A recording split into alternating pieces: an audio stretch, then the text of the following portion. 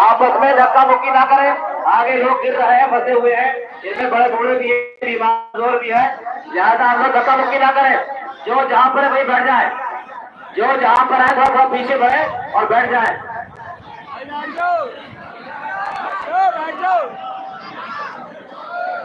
بیٹھ جائیے بھائی۔ برادران ملت اسلامیہ، ہم اور آپ اس وقت حضرت مولانا شاہ شرافت علوی رحمۃ اللہ تعالی علیہ کے 57ویں عرس کے عرس شریف کی تقریب میں شرکت کی سعادت حاصل کر رہے ہیں۔ خانقاہ شرافت سقلریہ بریلی شریف میں ہم حاضر ہیں اور سلسلہ نقشبندیہ مجددیہ قادریہ کے عظیم روحانی بزرگ کا یہ عرس ہے،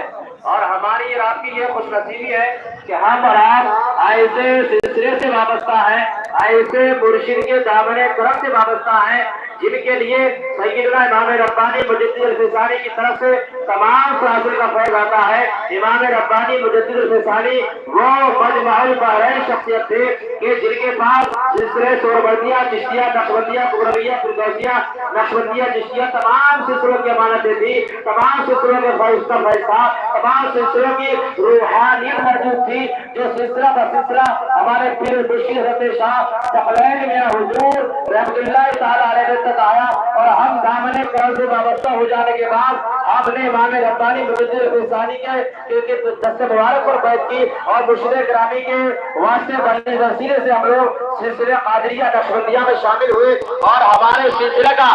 یہ امتیاز ہے، ہمارے پیر مرشد کی یہ انفرادی خصوصیت ہے کہ ہمارے پیر مرشد کو اللہ تبارک و تعالیٰ نے وہ سلسلہ نصیب فرمایا۔ ہمارے پیر مرشد کا سلسلہ ایسا اعلیٰ سلسلہ ہے جو اعلیٰ سند رکھتا ہے۔ ہمارے سلسلے کا سکی سند، ہمارے سلسلے کا شجرہ یہ دوسرے سلسلوں سے افضل و اعلیٰ ہے، اور وہ اس لیے ہے کہ جو پڑھے لکھے لوگ ہیں تمام لوگ اچھے طریقے سے جانتے ہیں کہ جب کسی بھی واسطے وسیلے کے ذریعے حضور سرکار مدینہ تاجدار نبوت سرکار مدینہ صلی اللہ علیہ وسلم تک جب ہم پہنچتے ہیں، چاہے وہ حدیث کی سند ہو، چاہے وہ تفسیر کی سند ہو، یا وہ دیگر اور سندیں ہو، یا یہ بیعت و ارادہ تصوف و سلوک روحانیت کی سندیں ہو، یہ ساری سندیں بھی دین ہے، یہ شجرہ مبارکہ یہ بھی دین ہے۔ الاسناد من الدین، یہ امام مسلم نے اپنے مسلم شریف کے مقدمے میں امام احمد بن حنبل کے قول کو نقل فرمایا ہے کہ الاسناد من الدین، یہ سندیں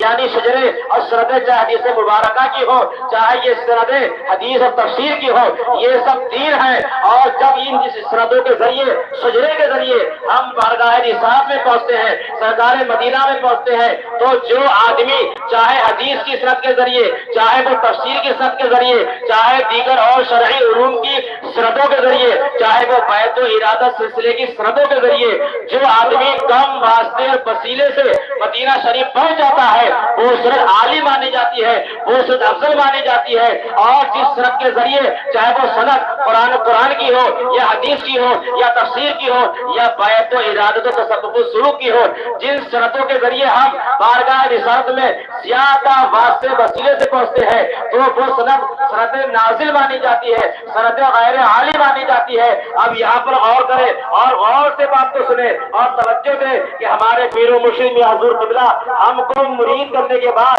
سلسلے میں داخل کرنے کے بعد جو شجرہ ہمیں عطا فرماتے ہیں، اس شجرے کا طریقہ یہ ہے کہ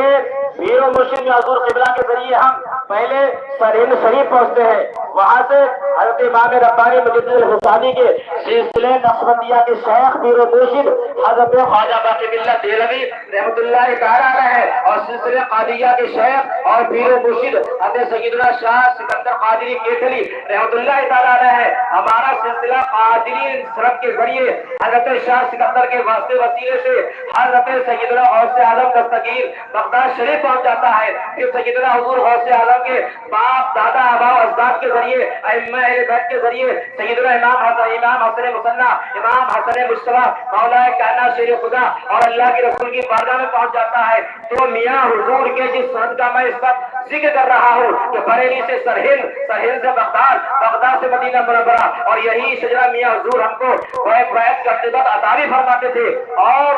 جب اس سند کو دیکھتے ہیں تو ہمارے پیر و مرشد کے حضور قبلہ 38 نمبر کے شیخ طریقت ہے، یعنی ہمارے سلسلے کی پہلی کڑی منبع کائنات، مرکز کائنات، روح کائنات، سید عالم صلی اللہ علیہ وسلم ہے۔